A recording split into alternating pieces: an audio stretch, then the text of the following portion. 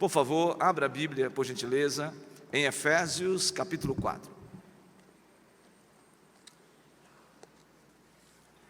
Livro do apóstolo Paulo escrevendo à igreja de Éfeso, no capítulo 4.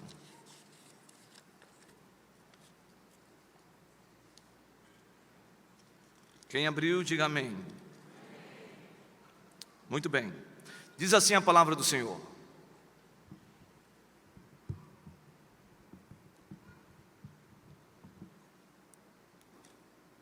rogo-vos, pois, eu, o prisioneiro no Senhor, que andeis de modo digno da vocação a que fostes chamados, com toda a humildade e mansidão, com longanimidade, suportando-vos uns aos outros em amor, esforçando-vos diligentemente por preservar a unidade do Espírito no vínculo da paz.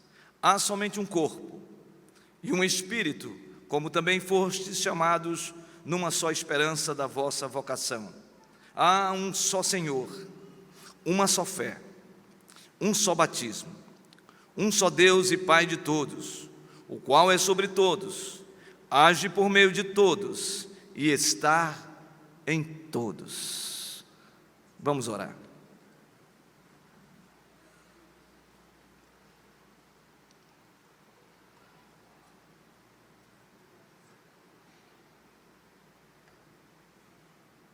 Senhor, nós pedimos a iluminação do Teu Espírito, a direção do Teu Espírito, para a exposição da Sua palavra, em nome de Jesus. Amém, Senhor. Eu peço a você que você me dê 30 minutos para expor essa palavra. Então, nós estamos 7:20, não precisa se levantar. Eu peço que você se acalme agora, não se movimentem, sentem-se, não conversem, apenas ouçam a palavra de Deus. Se alguém estiver buzinando no seu ouvido, olha para ele e diz: fecha a boca em nome de Jesus, tá certo? Mas esse ambiente é um ambiente do que Deus está fazendo. Então, às 8:10 eu vou encerrar a ministração. Por isso eu peço a sua atenção, eu peço a sua ajuda e a compreensão da palavra, que é fundamental. Tudo precisa convergir para a palavra, para a exposição do texto. O livro de Efésios é conhecido como um exemplo de equilíbrio entre teologia e vida. O livro de Efésios é conhecido como sendo uma referência para aqueles que querem experimentar a teologia na sua essência e a vida cristã, a prática da teologia na vida cristã. Paulo está escrevendo aos Efésios, e o que me chama a atenção é a divisão que nós encontramos neste livro de 6 capítulos. Os 3 primeiros capítulos, Paulo vai apresentar a excelência de Cristo. Ele vai falar sobre a supremacia de Cristo. Ele vai falar da ação de Cristo nas nossas vidas. Falar sobre aspectos fundamentais para aqueles que vivem a vida cristã. Pois no capítulo 1 nós encontramos ali Paulo falando que nós fomos elegidos, nós fomos eleitos, nós fomos predestinados, nós fomos chamados pelo Senhor antes da fundação do mundo. Isso está em Efésios capítulo 1. Mais do que isso, se você ler o capítulo 1 de Efésios, você vai perceber claramente a manifestação do Pai, do Filho e do Espírito Santo. No capítulo 1, versículo 13, você encontra ali este selo do Espírito, porque a expressão que nós temos é: após ouvistes o Evangelho da verdade, o Evangelho da vossa salvação, e tendo nele crido, foste selado com o Santo Espírito da promessa. Então o Pai, Criador de todas as coisas, o Filho, aquele que nos redimiu pelo seu sangue, e o Espírito Santo que nos sela, está exatamente no capítulo 1 de Efésios. No capítulo 2, Paulo vai falar não somente que nós fomos elegidos, escolhidos, mas que nós também fomos resgatados, nós fomos libertados, nós fomos regenerados, nós fomos reconciliados e nós fomos justificados em Cristo Jesus. Por quê? Porque nós estávamos mortos em nossos delitos e pecados, mas Ele, diz a Bíblia, nos deu vida. Então nós que estávamos indo para um caminho, para a inclinação da carne, nós que estávamos sendo levados num curso da malignidade de Satanás, o Senhor interceptou tudo isso em Cristo, e agora nós temos nova vida. E aí no capítulo 2, versículo 5, ele diz que nós não somente fomos resgatados, mas nós, irmãos, fomos ressuscitados e seremos ressuscitados no grande dia, e em nome de Jesus eu posso dizer que nós estaremos também juntos com Cristo, assentado diante do Cordeiro de Deus. É por isso que Paulo fala no versículo 8, versículo 9 do capítulo 2: pela graça sois salvos, mediante a fé. Isso não vem de vós, é dom de Deus, não de obras, para que ninguém se glorie. O capítulo 3, Paulo vai falar de que a parede que separava gregos, gentios e judeus foi rompida pelo sangue de Cristo. Então nós temos agora um novo acesso. Nós temos, na verdade, por causa da morte de Cristo, a sua morte vicária, por causa do seu sangue derramado na cruz e também da sua ressurreição, nós, irmãos, agora experimentamos aquilo que o texto diz, que quando Cristo morreu, o véu se rasgou de cima a baixo, e nós temos agora livre acesso ao novo e vivo caminho. Não há mais barreiras, todo levante de inimizade, todas as nossas ações que fazia com que a gente se tornasse inimigo de Deus, tudo isso foi cravado na cruz do Calvário, e hoje nós somos amigos de Deus por causa de Jesus. Então, a gente percebe claramente Paulo falando sobre a excelência de Cristo, mas os 3 últimos capítulos, Paulo vai falar sobre um aspecto fundamental. Ele vai falar da nossa conduta cristã. Ele vai falar agora da nossa responsabilidade em Cristo. Se Cristo nos elegeu, se Cristo nos salvou, se agora nós temos livre acesso ao nosso Deus e temos essa comunhão com Ele, qual é a nossa responsabilidade? E aí você pode olhar no capítulo 4, versículo 1, uma palavra que me chama a atenção.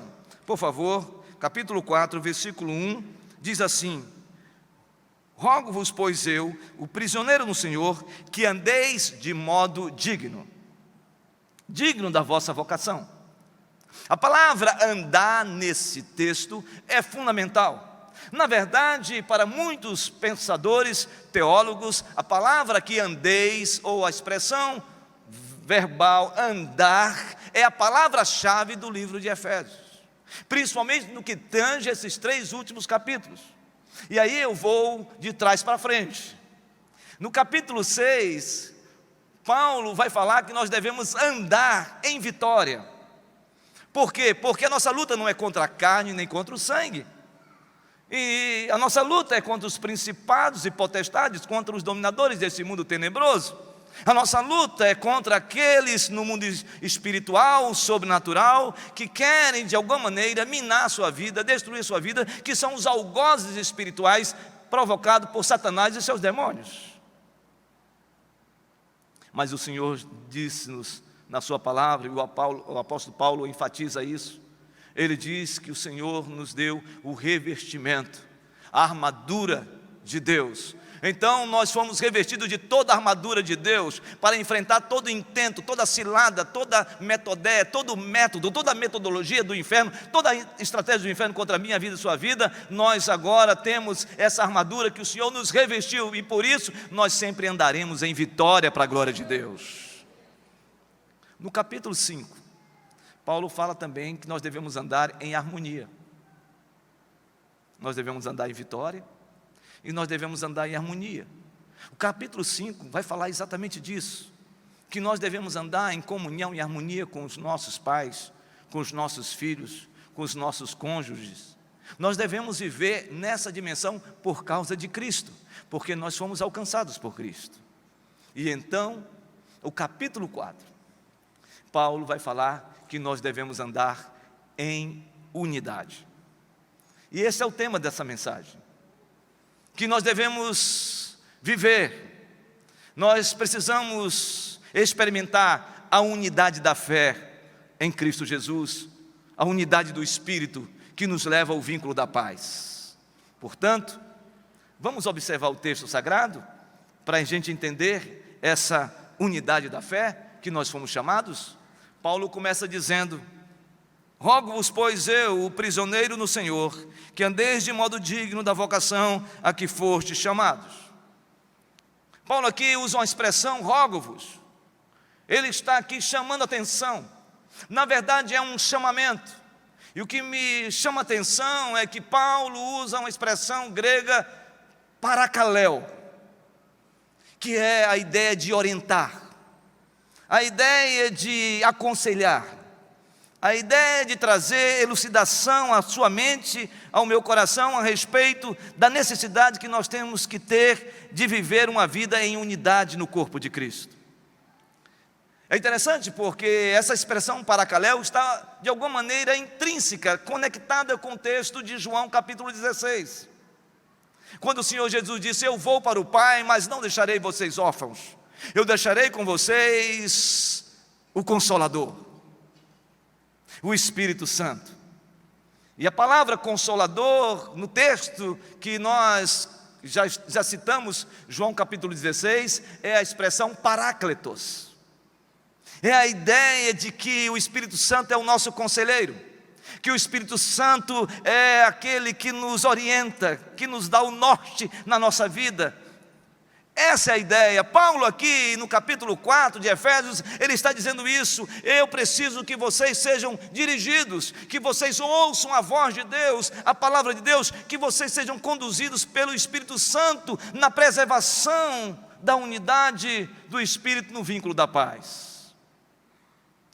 E aí Paulo vai falar da necessidade que nós temos de preservar nossa unidade como igreja, como corpo de Cristo.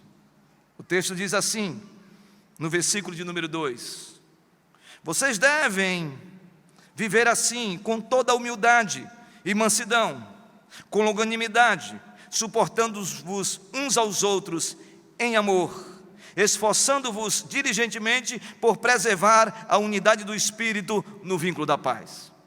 Então Paulo aqui vai falar da necessidade que nós temos de lutar, de envidar todos os nossos esforços para manter a unidade do corpo de Cristo.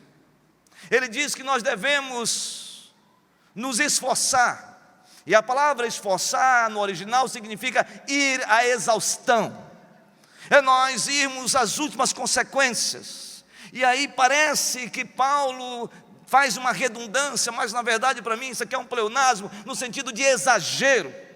Paulo diz assim: vocês precisam se esforçar diligentemente, com toda intensidade. Façam todos os esforços para preservar a unidade do corpo de Cristo. E aqui há algo digno de nota. Eu e você não fabricamos a unidade. Eu e você não originamos a unidade. Eu e você não fomentamos a unidade. Porque quem faz isso é o Senhor. É Deus que promove, é Deus que criou, foi Deus que criou, é o próprio Deus que dá origem à unidade do corpo de Cristo. Esta unidade desse corpo tem um cabeça, ou a cabeça, que é Jesus Cristo. Então, qual é a função da igreja? A função da igreja é preservar, é manter. A função da igreja é fazer todos os esforços para a preservação, para que não haja rompimento, para que não haja fragmentação, para que não haja divisão, para que não haja nenhuma separação por causa de alguma coisa promovida pela própria natureza humana. Meus irmãos, minhas irmãs, Eu quero ser bem coloquial com os irmãos agora, de maneira muito clara. Nós sabemos que a Igreja Presbiteriana de Manaus, eu quero fazer um recorte para a Igreja Presbiteriana de Manaus.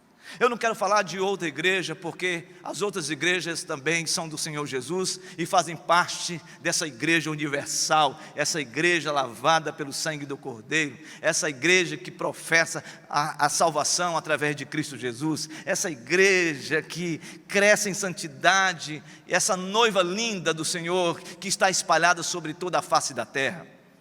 Mas o recorte que eu quero dizer é o seguinte: a Igreja Presbiteriana de Manaus, ela tem uma diversidade de estilos e de comportamentos e também de forma de celebração e de manifestação que é extraordinária. Você entra aqui na igreja e começa a adorar, e você olha para um lado, tem um irmão dizendo assim: não há nada, nada melhor, não há nada, e as mãos, os braços fechados, e outros: não há nada, Senhor, Tu és maravilhoso, e as mãos estão aqui. Mas irmãos, tem uns irmãos aqui que dizem: não há nada.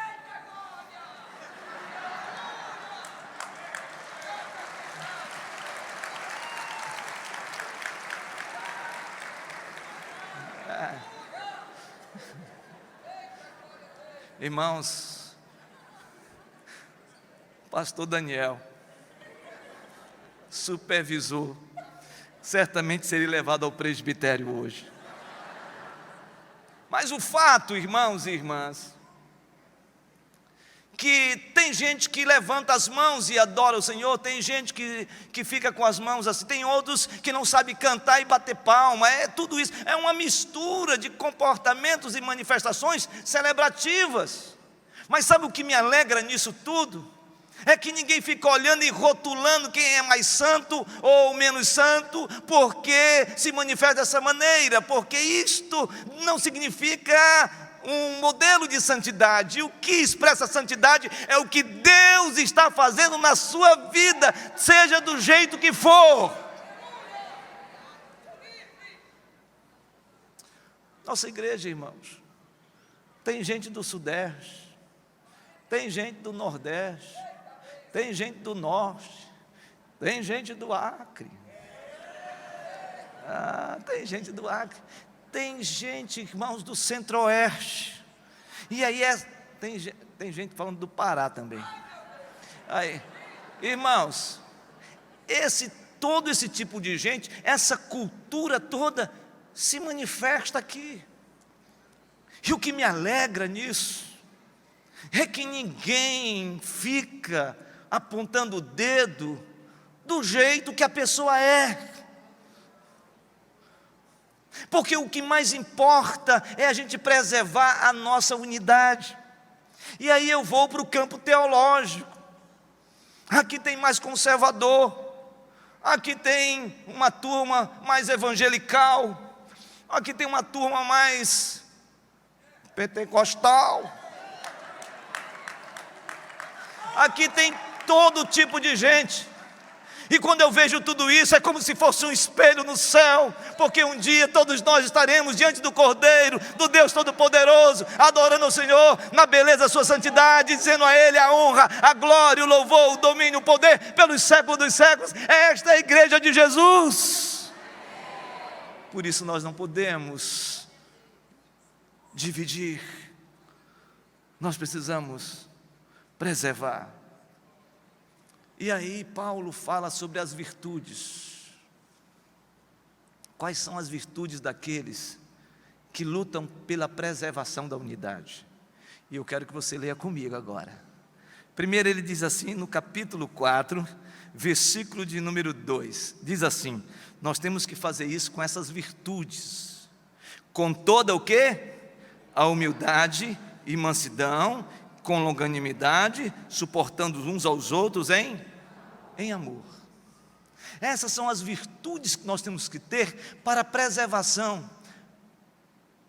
Mas esse texto aqui não está falando sobre o fruto do Espírito, porque o fruto do Espírito é amor, O fruto do Espírito é longanimidade, o fruto do Espírito é humildade, o fruto do Espírito é mansidão, o fruto do Espírito é domínio próprio, o fruto do Espírito é benignidade, o fruto do Espírito é longanimidade, o fruto do Espírito é mansidão, o fruto do Espírito é humildade. Estão todos aqui nesse texto. Ou seja, nós precisamos viver isso, nós precisamos viver em humildade. Sabe o que ficava, que era uma agonia e uma inquietação profunda dentro do pensamento romano e principalmente dentro do Império Romano, era quando os cristãos se manifestavam em humildade. Eles olhavam para aquela realidade e falavam assim: isto aí é muita fraqueza, essa gente é fraca, essa gente que se diz humilde, na verdade, isso é um sinal de fragilidade. Louvado seja Deus, porque o Senhor Jesus disse: bem-aventurado são os humildes de espírito, porque deles é o reino dos céus. Meus irmãos, minhas irmãs, precisamos baixar a bola, precisamos quebrar a nossa prepotência, a nossa arrogância, a nossa altivez. Nós precisamos quebrar esse orgulho espiritual que muitos queridos e queridas possuem intrinsecamente na sua vida, dentro da sua vida. Precisamos, irmãos, ter mais humildade. A palavra humildade, em Mateus capítulo 5, é a expressão grega piktos, que significa alguém desnudado, alguém desprovido, alguém dependente, alguém que está aberto a ser trabalhado, moldado, cuidado por Deus. Alguém já disse que quem vive sob a lente da humildade, ele diz assim: primeiro está Deus na minha vida, em segundo lugar está o meu irmão, em último lugar estou eu. Precisamos ter mais humildade. Não adianta ficar rotando conhecimento, vomitando conhecimento, retórica, elocução, ideias concatenadas, sem um coração humilde, singelo. É fundamental isso na igreja. Baixa a bola. Francisco, baixa a bola. Baixa a bola. Meu irmão, não ande faceiramente achando de que você tem pedigree espiritual, porque este é o caminho que leva à derrocada de um cristão. Aquele que pensa que está em pé, cuide-se para que não caia. Nós devemos andar em mansidão. Seja manso. Mansidão não é sinônimo também de fragilidade, de gente fraca. A ideia de mansidão nesse texto é alguém que é tomado pelo poder, mas é controlado pelo Espírito Santo. Não adianta você chegar e falar assim: pastor, eu sou desse jeito mesmo, eu sou colérico mesmo, pastor, eu sou mesmo sanguíneo, o meu jeito é assim, pastor, eu sou desse jeito. Meu irmão, minha irmã, eu quero dizer para você que isso é carne. Temperamento dessa maneira e não quer ser transformado é carne. Seja o temperamento que você estiver, ou tenha, perdão, seja o seu estilo de personalidade que subjaz na sua vida, todos eles precisam serem controlados pelo Espírito Santo. Seja manso, seja manso. Um homem cheio de Deus, um homem que creu que Deus fez algo extraordinário, mesmo na sua timidez diante de um penhasco, olhando para o mar vermelho. O Senhor disse: por que clamas a mim? Mande que o povo marche. Moisés, o homem mais manso da face da terra. Esse homem viu Deus se manifestar através dele. Cordonizes do céu caíram sobre o povo no deserto, para que o povo se alimentasse todo dia. Este homem foi usado por Deus para prover todas as coisas de um povo que estava sofrendo no deserto. Este homem viu maravilhas extraordinárias, e uma delas foi o Mar Vermelho se abrir e o povo passar, mais de 2 milhões de pessoas, de pé enxuto.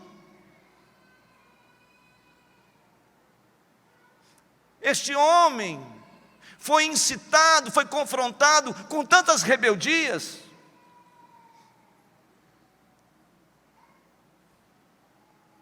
Coré levantou-se com seus amigos contra Moisés,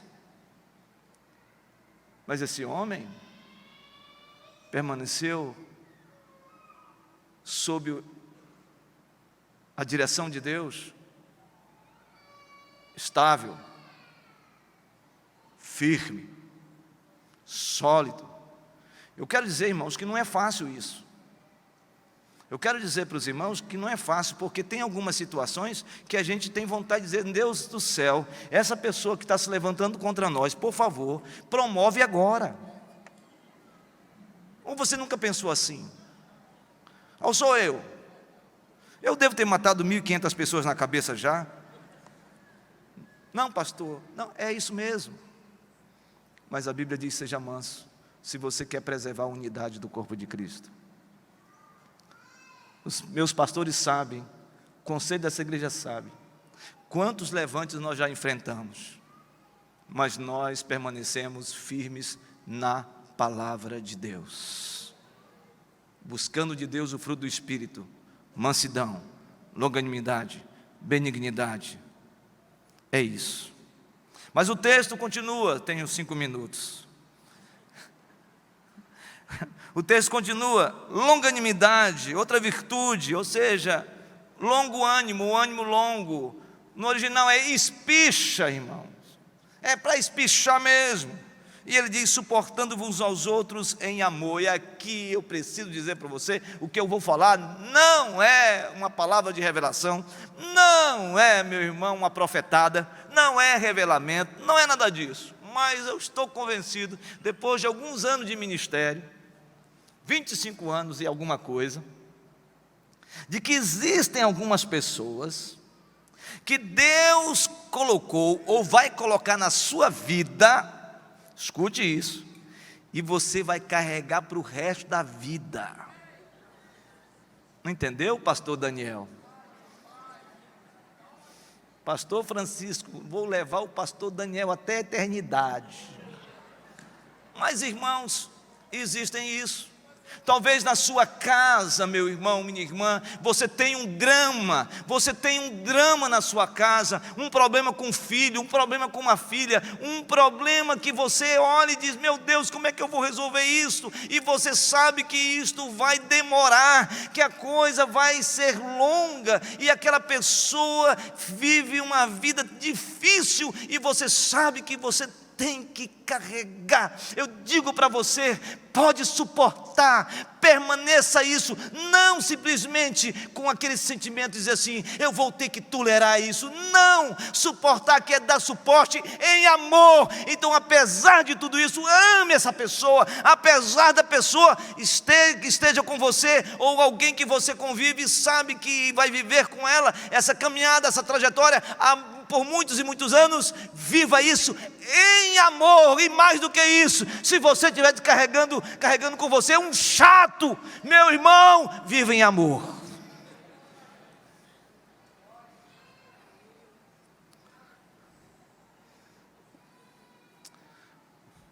Porque eu sei que tem muitos irmãos e irmãs, quando veem outros irmãos e irmãs, pessoas que ele olha e diz assim: aquilo é um protótipo de problema, ele entra pela direita, você sai pela esquerda. Você já fez isso aqui na igreja alguma vez? Não levante a mão, por favor. Não. Então são as virtudes para preservarmos. Mas Paulo aqui diz: como então preservar E Paulo apresenta realidades espirituais nesse texto. E eu quero só mencionar as expressões que Paulo usa, que faz com que eu e você preservemos a unidade. Ele começa dizendo assim no versículo 4: há somente um corpo, há somente um corpo, há somente uma noiva. Ninguém pode fragmentar a noiva, ninguém pode romper, fazer dissensão na noiva, ninguém pode dividir a noiva. O problema é que tem muita gente que não ainda descobriu que a noiva já tem um noivo e o nome dele é Jesus Cristo. Sabe qual é o problema? O problema é que tem muita gente que casou com a noiva, mas a noiva ataviada, a noiva de Cristo, ela é de Jesus, a noiva é de Jesus. Por isso cai por terra todo tipo de domínio, todo tipo de coronelismo dentro da igreja, todo tipo de pessoas que acham que tem poder de mandar e mandar e mandar. Não, quem manda na igreja, quem dirige a igreja, quem governa a igreja, que age soberanamente na igreja, é Jesus Cristo, Senhor. É Jesus. Por isso nós somos corpo de Cristo, uma igreja militante, mas um dia estaremos face a face com o Cordeiro, a igreja triunfante. Diz assim: e um espírito, o pneuma, o Espírito Santo. Acaso não sabeis, 1 Coríntios capítulo 6, versículo 18 e 19, que os vossos corpos são santuário do Espírito Santo, e que vocês não são mais de vocês mesmos? Meu irmão, quando a gente é encontrado, alcançado pela graça de Jesus, o Espírito Santo habita em nós. Agora eu quero que você olhe para o seu irmão nesse momento. Olha para ele, só olha. E se você não conhece ele, pergunta pelo menos o nome. Agora presta atenção no que eu vou falar para você aqui. Presta atenção. O Espírito Santo que habita em você, o Espírito Santo que tabernacula em você, o Espírito Santo que governa a sua vida, é o mesmo Espírito que está no seu irmão do lado.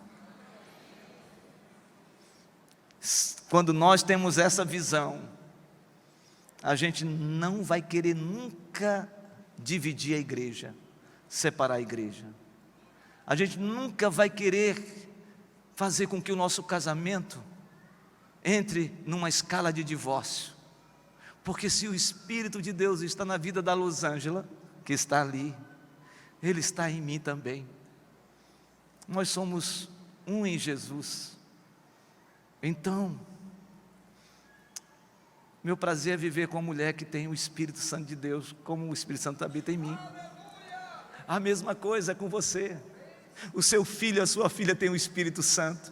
Pastor, mas ele está longe, mas ele tem o Espírito Santo. Pastor, ele se rebelou. Pastor, ele está fora. Mas lembre-se que Deus lançou a semente, o Espírito Santo está nele. E então olhe com esse olhar dizendo: o meu filho, a minha filha, o meu cônjuge também experimentou a salvação. Tem Jesus na vida dele, tem o Espírito Santo. Estamos passando pelas vicissitudes da vida, estamos passando pelos problemas da vida, mas eu sei, Senhor Deus, que ele foi resgatado pela graça irresistível. Eu sei, Senhor, que esta vida é do Senhor, como a minha vida é do Senhor, e nós vamos caminhar em nome de Jesus.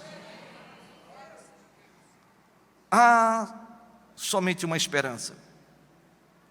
Paulo aqui não vai falar sobre esperança, e a ideia de esperança aqui não é essa esperança que muitas vezes nós falamos. Essa esperança aqui é uma esperança escatológica. Paulo está falando sobre a segunda vinda de Jesus. Paulo está falando que todo cristão tem que ter esperança. Todo cristão precisa lembrar de que esse Cristo que veio, encarnou-se no nosso meio e nos redimiu, é o mesmo Cristo que ressuscitou, foi levado às alturas, exaltado, glorificado, e um dia voltará. E Ele voltará. Ele voltará. E aqueles que morreram em Cristo serão ressuscitados, ou melhor, serão revestidos de incorruptibilidade, de celestialidade na volta do Filho do Homem. E aí esses que morreram em Cristo vão contemplar esta volta, a volta do Filho do Homem, aquele que virá do Oriente ao Ocidente. Todos verão o Filho do Homem chegando, vindo no cavalo branco, com clangor de trombetas extraordinárias, angelicais e anjos de Deus, todos vindo para encontrar com esses queridos que morreram em Cristo e foram revestidos de incorruptibilidade. Mas nós, se tivermos o privilégio de olharmos e contemplarmos a vinda de Jesus ainda vivos nesta terra, nós também seremos revestidos de incorruptibilidade, nós também seremos revestidos de celestialidade, e juntos encontraremos nos ares com o Senhor, esse Senhor poderoso, extraordinário, que na sua túnica está escrito Rei dos Reis, Senhor dos Senhores. Louvado seja o nome do Senhor. Por isso a nossa esperança não é uma esperança efêmera, não é uma esperança passageira. Paulo, escrevendo em 1 Coríntios capítulo 15, versículo 19, diz: se a nossa esperança se limita apenas a esta vida, nós somos os mais dos infelizes dos homens. A nossa esperança está em Cristo, Ele é a esperança da glória.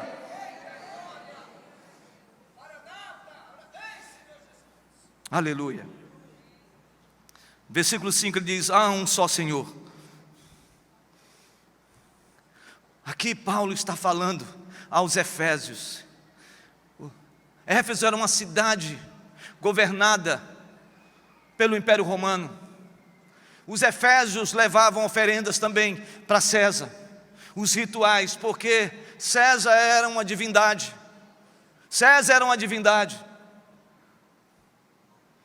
E a palavra que Senhor é a palavra Kyrios, é a mesma expressão que era usada a César. Paulo diz aqui: há um só Senhor, Jesus Cristo é o Senhor. E se você passar um pouquinho o seu texto bíblico de Efésios, do livro de Efésios, você vai chegar em Filipenses, e em Filipenses capítulo 2, versículo 5 diz: tende em vós o mesmo sentimento que houve também em Cristo Jesus, pois ele, subsistindo em forma de Deus, não julgou como usurpação ser igual a Deus, antes a si mesmo se esvaziou, assumindo a forma de servo, tornando-se em semelhança de homens, e reconhecidos em figura humana, a si mesmo se humilhou, tornando-se obediente até a morte, e morte de cruz, pelo que também Deus o exaltou sobremaneira, e lhe deu o nome que está acima de todo nome, para que o nome de Jesus se dobre, ao nome de Jesus se dobre todo joelho, nos céus, na terra e debaixo da terra, e toda língua confesse que Jesus Cristo é Senhor, para a glória de Deus Pai. E a igreja diz o quê, irmãos? Amém. Louvado seja Deus. Esse é o nosso Senhor. Uma só fé. Aqui é a fé salvadora. Fomos redimidos, fomos salvos, fomos libertos pela graça de Jesus. E aí o texto diz: um só batismo. Não é esse batismo que nós fizemos aqui. Isso aqui é um sacramento, mas quando diz há um só batismo, ele está falando que nós fomos batizados no corpo de Cristo. Nós fomos inseridos no corpo de Cristo. E nesse sentido, esses irmãos que professaram a fé foram inseridos no corpo de Cristo. Essa igreja visível, sim, é uma igreja visível, mas esses queridos que foram lavados pelo sangue do Cordeiro também fazem parte da igreja invisível. E ele termina dizendo, no versículo 6: há um só Deus e Pai. Só há um Deus, e Ele é Pai. Pai dos seus filhos, Pai daqueles que foram lavados pelo sangue do Cordeiro. Deus é Deus de todas as nações, de todo o universo. O nosso Deus é Deus de todas as galáxias. O nosso Deus é o Deus de tudo que existe, porque Ele é imutável, porque Ele é infinito, porque Ele é soberano, porque Ele é Senhor, porque Ele tem todos os predicativos da sua soberania. Além de mais, Ele tem os seus atributos de onipotência, onisciência e onipresença. Esse nosso Deus, Ele é Deus todo-poderoso. Ele não divide a sua glória com ninguém. Mas Ele é Pai daqueles que foram lavados pelo sangue do Cordeiro. Ele é o seu Pai. Ele é o seu Pai. Ele é o Abba Pai. Paizinho querido. Então, hoje, você que está choroso, você que está vivendo um tempo de lamentação, Você está vivendo um tempo de angústia. Você está vivendo um tempo de luta na alma. Você que está longe e você que veio aqui, esse paizinho quer colocar você no seu colo e cuidar de você, de enxugar suas lágrimas e falar para você: você não está sozinho. Eu estou com você nessa peleja. Eu estou com você. E finalmente esse Deus que é Pai de todos, Ele age por meio de todos e está em todos que foram lavados pelo sangue do Cordeiro. Que o Senhor Jesus nos abençoe nesta noite. Que preservemos a unidade. Que lutemos pela unidade da família, da igreja. Porque uma família forte é uma igreja forte. A palavra de Deus para o seu coração hoje é que você saiba que você foi chamado para lutar, se esforçar, para preservar a unidade do Espírito no vínculo da paz. Sabe por quê? Porque você é a noiva de Cristo. Que Deus nos abençoe em nome de Jesus. Amém.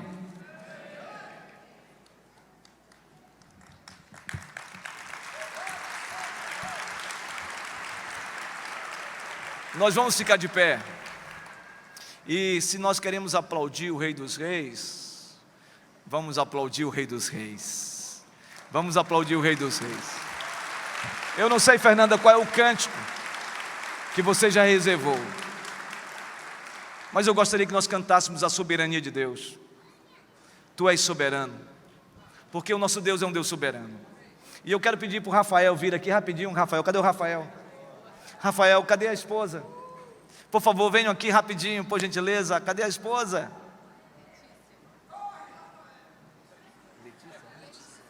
Letícia, vem aqui rapidinho. Cadê a Letícia? Ela está com... Ai, será que eu vou? Vem aqui, Letícia. Vai vir ou não vai? Ah, mas ela está vindo? Está vindo. Não é possível. Não precisa correr. Hoje é um dia especial. Enquanto ela vem, o Rafael, irmãos, é seminarista dessa igreja. O Rafael vai passar 1 ano e meio em Recife, no seminário presbiteriano do Recife. E depois ele vai retornar, porque a Letícia é médica, né, Letícia? Está fazendo mestrado? Uma especialização? É isso? E então eles vão ficar esse 1 ano e meio e depois eles retornam, porque o Rafael tem ministério aqui também. Rafael, nós louvamos a Deus pela sua vida, pela vida da Letícia. Nós vamos orar, estendo as mãos, vamos enviá-los, porque todos os membros dessa igreja são missionários e nós vamos abençoá-los em nome de Jesus.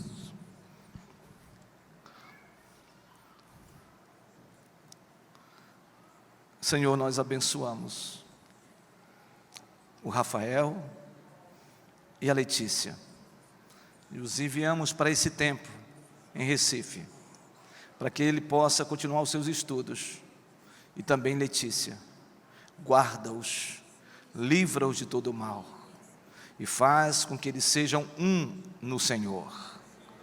Nós abençoamos, nós clamamos que eles continuem firmes no Senhor, e nos momentos de dificuldades o Senhor sopre o seu espírito de consolação, de renovo sobre suas vidas, em nome de Jesus.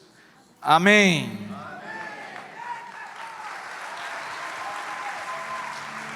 Deus abençoe. Vão em paz. Nós vamos adorar a Deus. O nosso Deus é o Deus soberano. Ele é Senhor.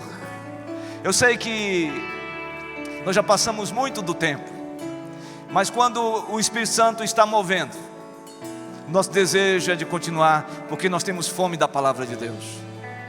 E que a palavra de Deus possa segredar no seu coração.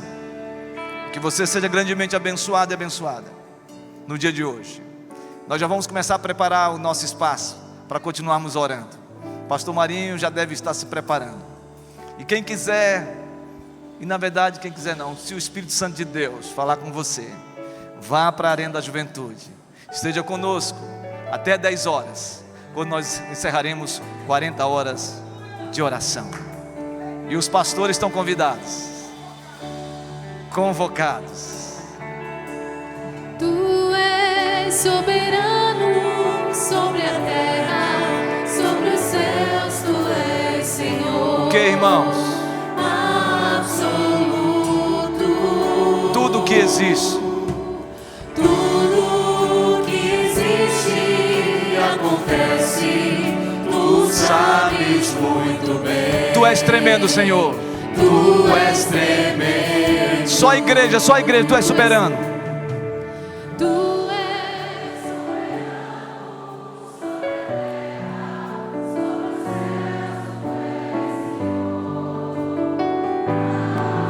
Nós podemos cantar mais forte, não podemos?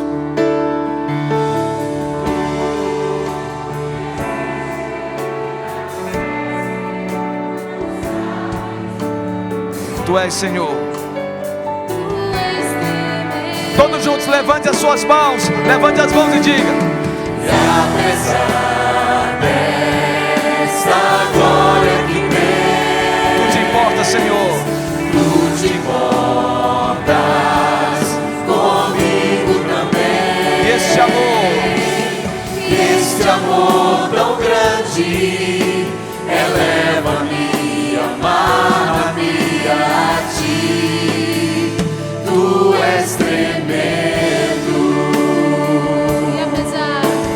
E apesar dessa glória que tens, tu te importas comigo também.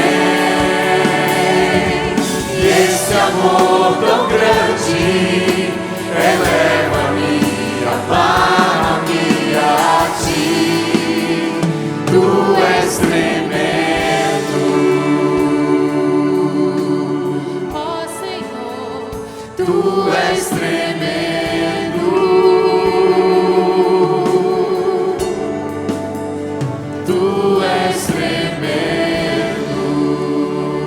E que a graça do Senhor Jesus Cristo, o amor de Deus o Pai e as eternas consolações do Santo Espírito de Deus pousem sobre os meus irmãos e minhas irmãs e sobre todo o povo de Deus espalhado sobre a face da terra, hoje e para todo sempre.